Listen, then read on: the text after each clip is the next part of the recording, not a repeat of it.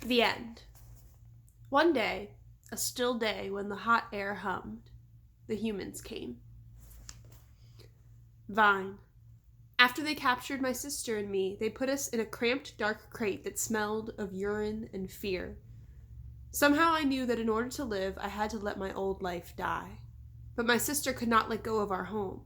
It held her like a vine, stretching across the miles, comforting, strangling. We were still in our crate when she looked at me without seeing, and I knew that the vine had finally snapped. The temporary human. It was Mac who pried open that crate, Mac who bought me, and Mac who raised me like a human baby. I wore diapers. I drank from a bottle. I slept in human beds, sat in human chairs, listened while human words swarmed around me like angry bees. Mac had a wife back then. Helen was quick to laugh, but quick to anger too, especially when I broke something, which was often. Here is what I broke while I lived with Mac and Helen. 1 crib, 46 glasses, 7 lamps, 1 couch, 3 shower curtains, 3 shower curtain rods, 1 blender, 1 TV, 1 radio, and 3 toes, my own. I broke the blender when I squeezed 3 tubes of toothpaste and a bottle of glue into it. I broke my toes attempting to swing from a lamp fixture on the ceiling.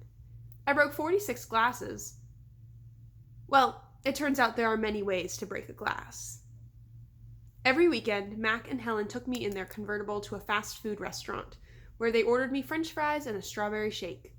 Mac loved to see the expression on the cashier's face when he drove up and said, "Could I have some extra ketchup?"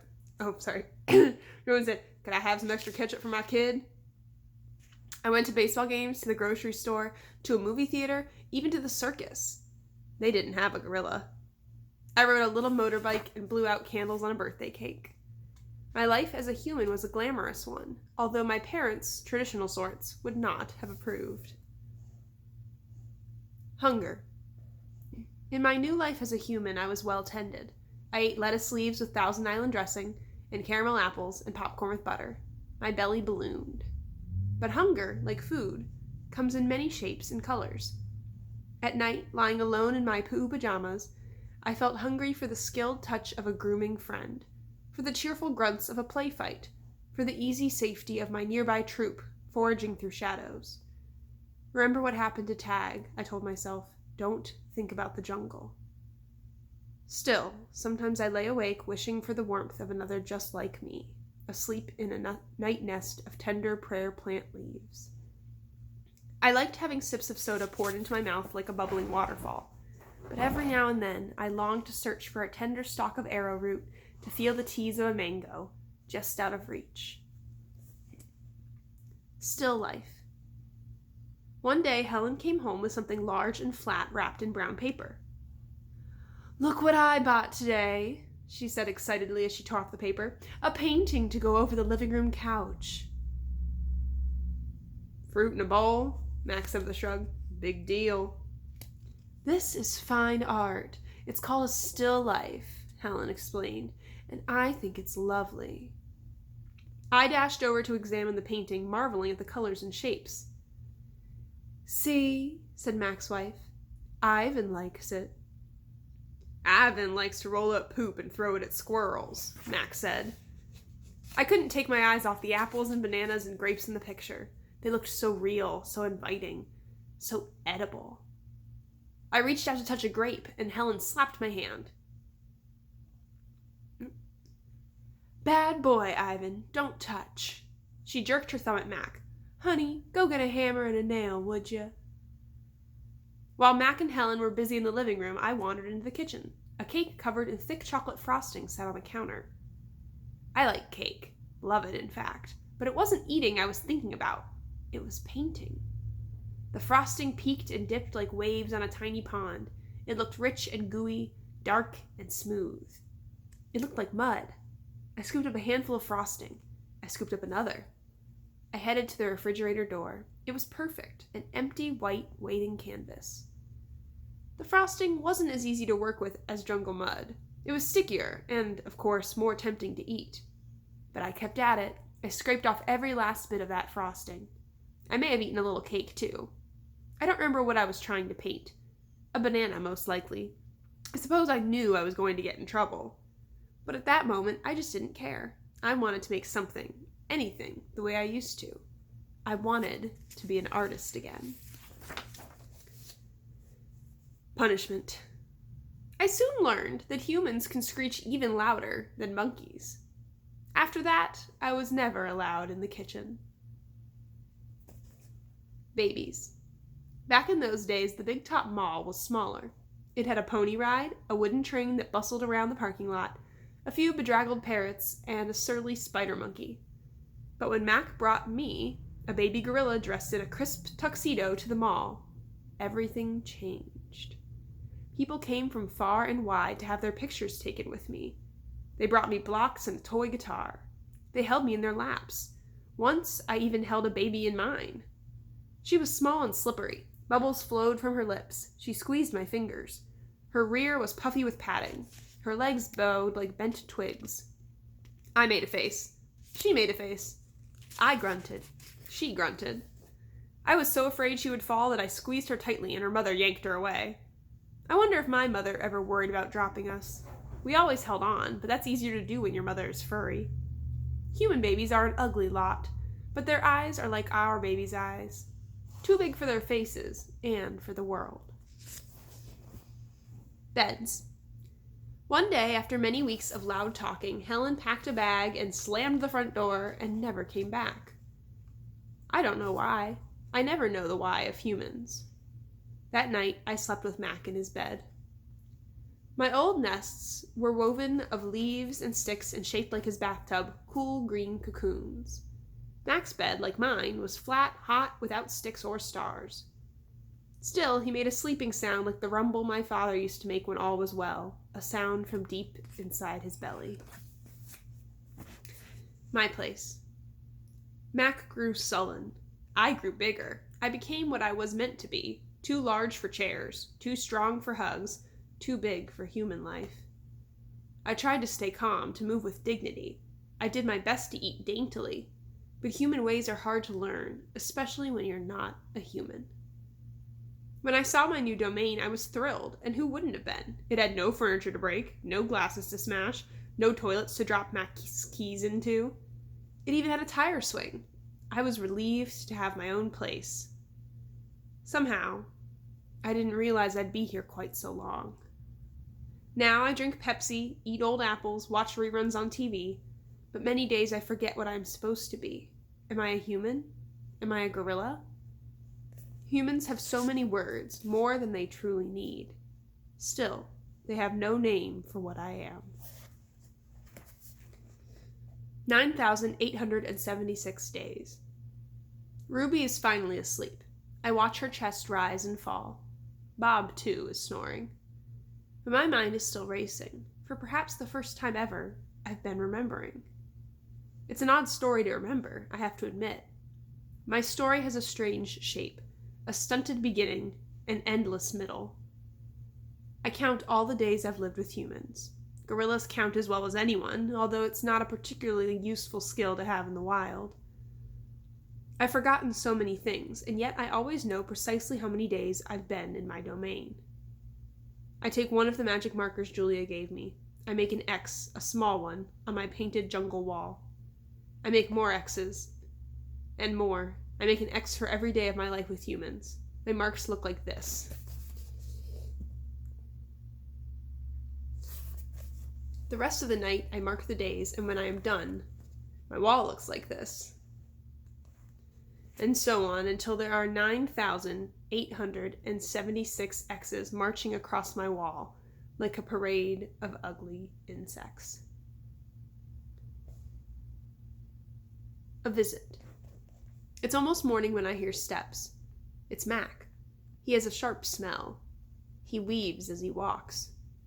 He stands next to my domain. His eyes are red. He is staring out the window at the empty parking lot. "Ivan, my man," he mumbles. "Ivan." He presses his forehead against the glass.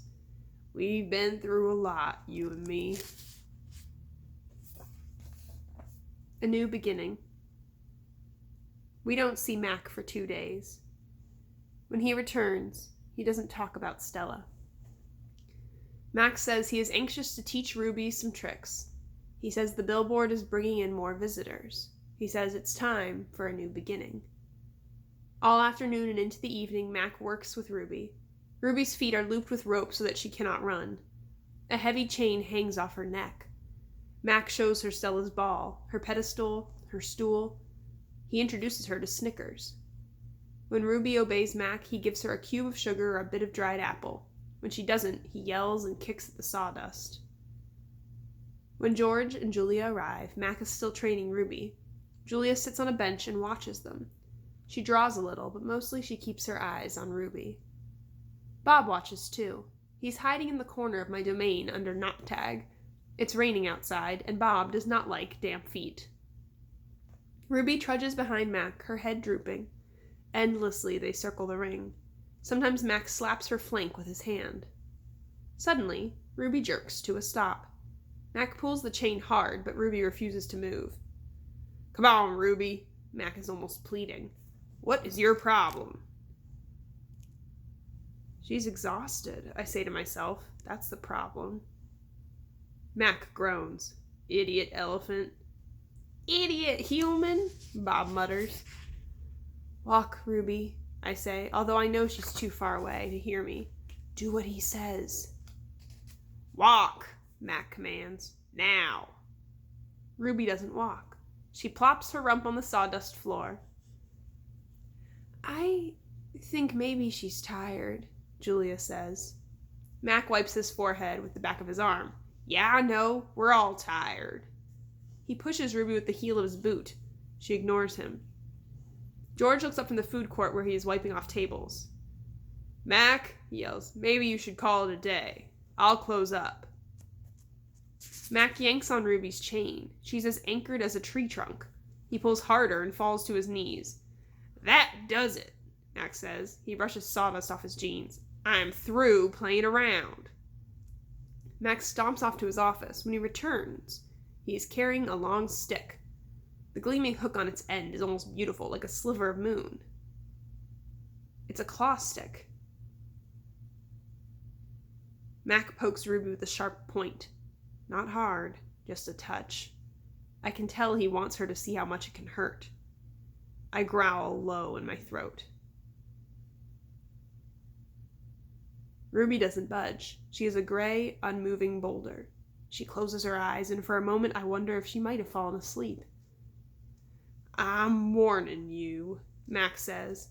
He breathes out. He stares at the ceiling. Ruby makes a huffing sound. "Fine," Mac says. "You want to play it that way?" He draws back the claw stick.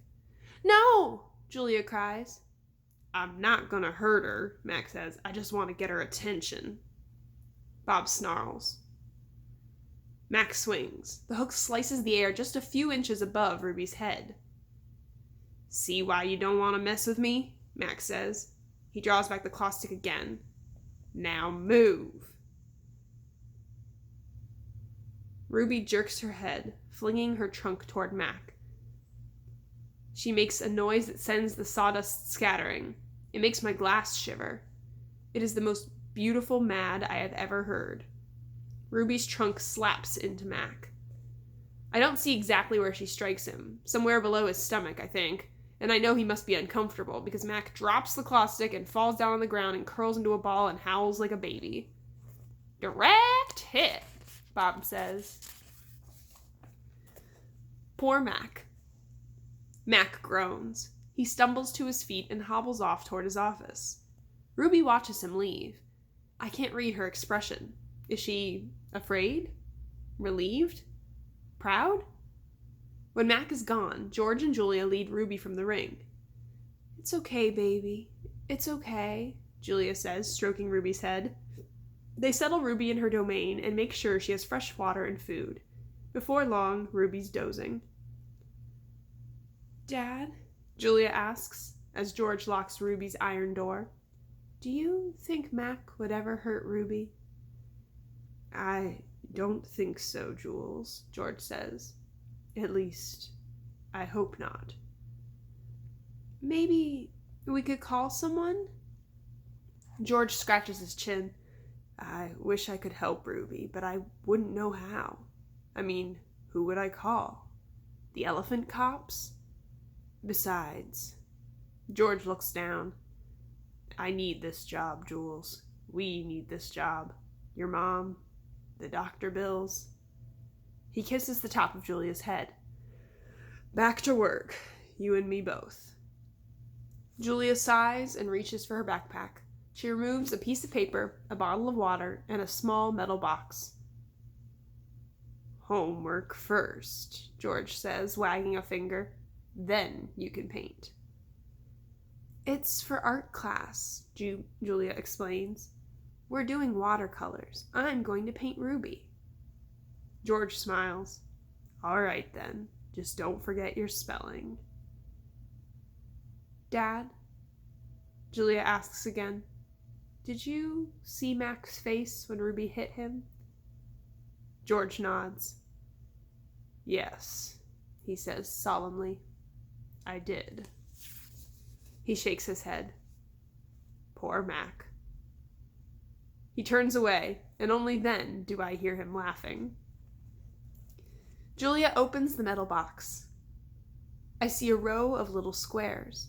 Green, blue, red, black, yellow, purple, orange. The colors seem to glow. She pulls out a brush with a thin tuft of a tail at its end. She dips the brush in water and wets the paper, then taps at the red square. When the brush meets the damp paper, pink petals of color unfurl like morning flowers. I can't take my eyes off that magical brush. For a moment, I'm not thinking about Ruby and Mac and the claw stick and Stella. Almost. Julia touches red again, then blue, and there suddenly is the purple of a ripe grape. She touches the blue, and her paper turns to summer sky.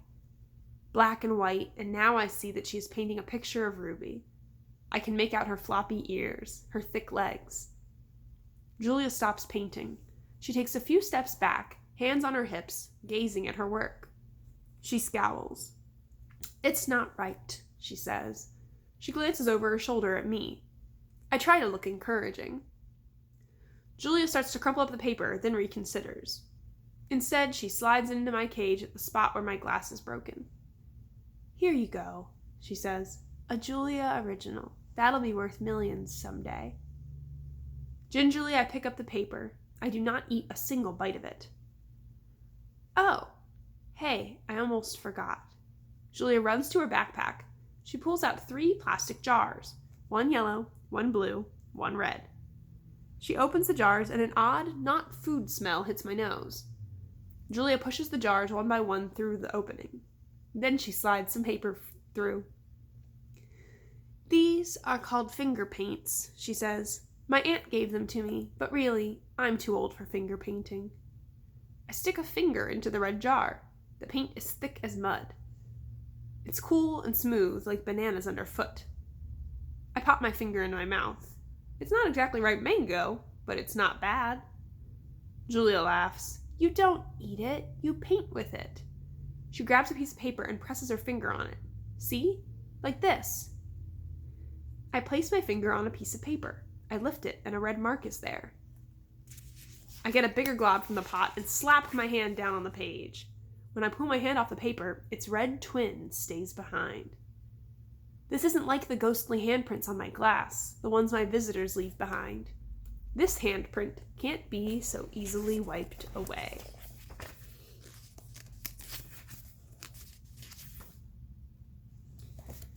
A bad dream. I lie awake peeling dried red paint off my fingertips. Bob, who accidentally walked on one of my paintings, is licking his red paws. Every so often I glance over at the empty ring. The claw stick glints in the moonlight. Stop! No! Ruby's frantic cries startle me. Ruby, I call. You're having a bad dream. You're okay. You're safe. Where's Stella? She asks, gulping air. Before I can answer, she says, Never mind. I remember now. Go back to sleep, Ruby, I say. You've had a hard day. I can't go back to sleep, she says. I'm afraid I'll have the same dream. There was a sharp stick, and it hurt. I look at Bob, and he looks back at me. Oh, Ruby says. Oh, Mac. She puts her trunk between the bars. Do you think... She hesitates. Do you think Mac is mad because I hurt him today? I consider lying, but gorillas are terrible liars. Probably, I finally say. He ran away after that, Ruby says. Bob gives a scornful laugh. Crawled away is more like it. We are quiet for a while. Branches claw at the roof. A light rain drums. One of the parrots murmurs something in her sleep. Ruby breaks the silence. Ivan, I smell something funny. He can't help it, Bob says. I believe she's referring to the finger paints Julia gave me, I say. What are finger paints? Ruby asks. You make pictures with them, I explain. Could you make a picture of me? Maybe someday. I remember Julia's picture, the one that will be worth $1 million. I hold it up to the glass. Look, it's you. Julia made it. It's hard to see, Ruby says. There's not much moonlight. Why do I have 2 trunks? I examine the picture. Those are feet. Why do I have 2 feet? That's called artistic license, Bob says. Ruby sighs. Could you tell me another story? She asks. I don't think I can ever go back to sleep. I told you all I remember, I say with a helpless shrug. Then tell me a new story, she says. Make something up. I try to think, but my thoughts keep returning to Mac and his claw stick.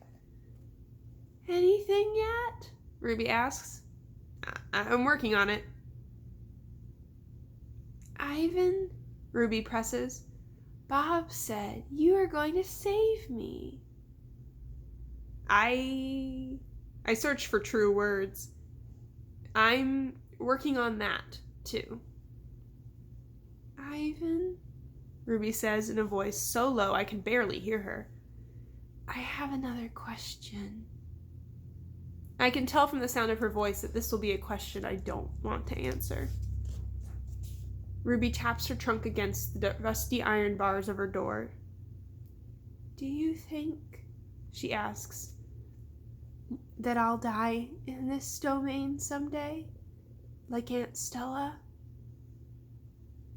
Once again, I consider lying, but when I look at Ruby, the half-formed words die in my throat. Not if I can help it, I say instead. I feel something tighten in my chest, something dark and hot. And it's not a domain, I add. I pause, and then I say it. It's a cage.